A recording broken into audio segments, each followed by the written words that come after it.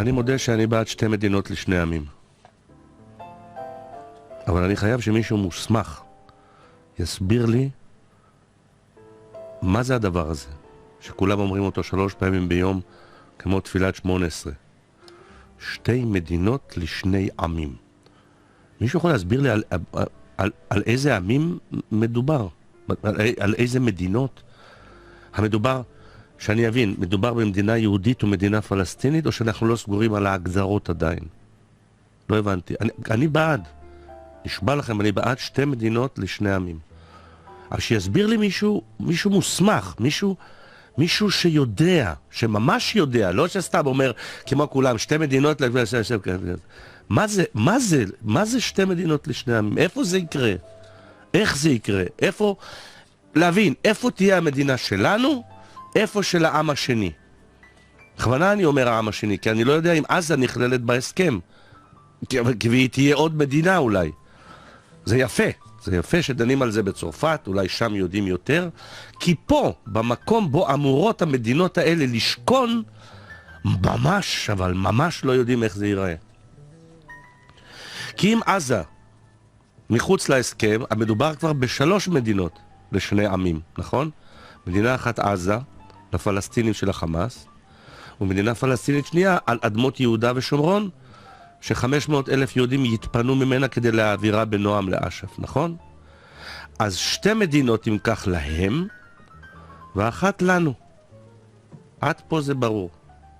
ואני, שלא תחשבו, אני בעד שתי מדינות, אבל רגע, רק רגע אחד, 80% מירדן אלו פלסטינים, זאת אומרת שנכון יהיה לציין בהסכם, אם נרצה שהוא יהיה אמיתי, הוא משקף את המציאות, שזה כבר 4 מדינות לשני עמים.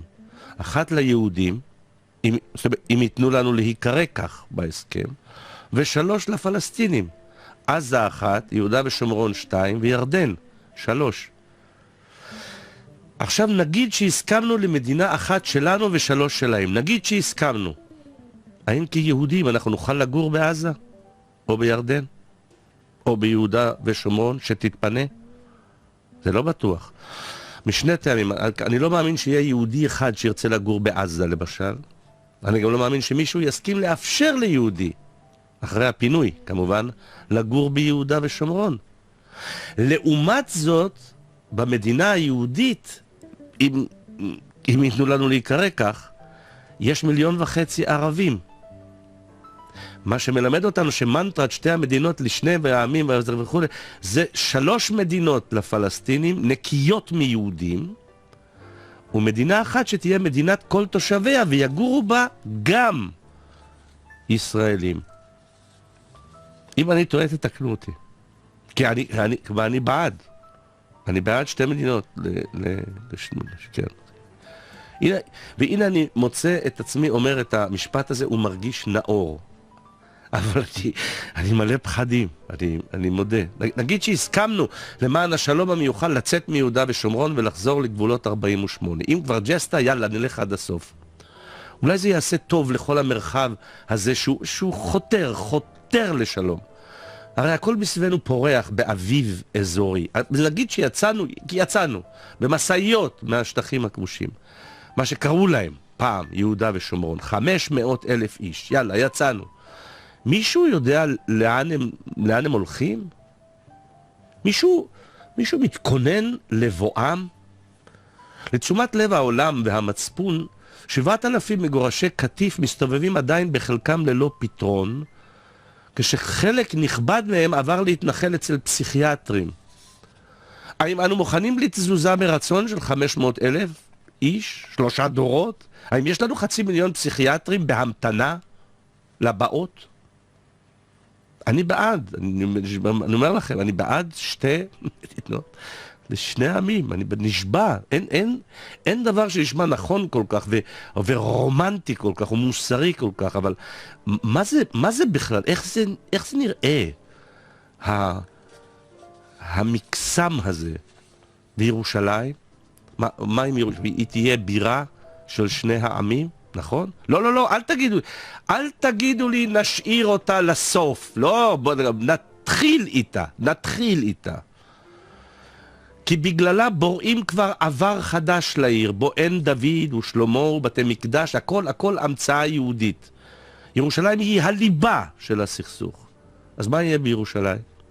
האם תעבור גדר בין השכונות הכמעט מעורבות? האם תהיה עיריית על? האם לוקחים בחשבון דבר מאוד מעניין, האם לוקחים בחשבון שמדובר באנשים חיים, שהסכם שרירותי יכתיב להם משהו הנוגד את תרבותם, את הווייתם, את ההיסטוריה שלהם, את אמונתם?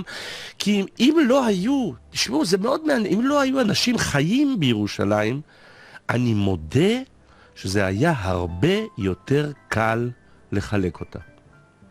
פשוט מציירים קו על המפה, וזהו. הטובות בזה, הם כבר עשו את זה פעם. תראו איך נראה המרחב שלנו בגלל זה שהם העבירו פעם קווים עלי מפות. אבל יש בעיר כ-800,000 איש חיים ונושמים, זה לא קל. אני בעד שתי מדינות לשני עמים. אבל מה יקרה אם ביום החתימה אבו מאזן יפרוש, או יופרש, והניה, מר הניה, יגיע לאזור? ואז אני אשמע את המשפט הטראומטי, החלול והנבוב, שמעולם לא הוכיח את עצמו, שאם תיירה ירייה אחת ליד אבו טור, וכו'. אז בהתחשב בעולם הערבי שסביבנו העולה בלהבות, מה אם ערביי ישראל ירצו להיות חלק באחת המדינות שפתאום יורעפו עליהן? מה אז? מה עם ואדי ערה? האם רק ואדי מלך יישאר לנו לחצות בו מערב למזרח? אני בעד שתי מדינות, אני בעד. שמישהו יסביר לי איך זה נראה, איפה זה קורה בדיוק.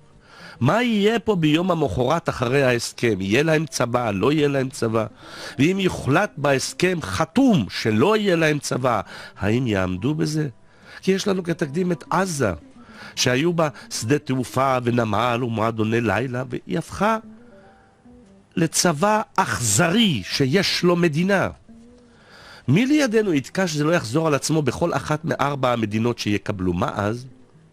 אני בעד שתי מדינות. אבל אם בכל זאת זה לא יתנהל לפי התוכנית האמורפית שאינה מתחשבת באנשים אלא רק רואה שטחים, איך ניסה אז בכביש 6 עם מכוניות משוריינות, עם נגמשים? תשמעו, אני בעד שתי... כן, אני לא יודע מה זה. מישהו על הפלנטה שלנו יודע?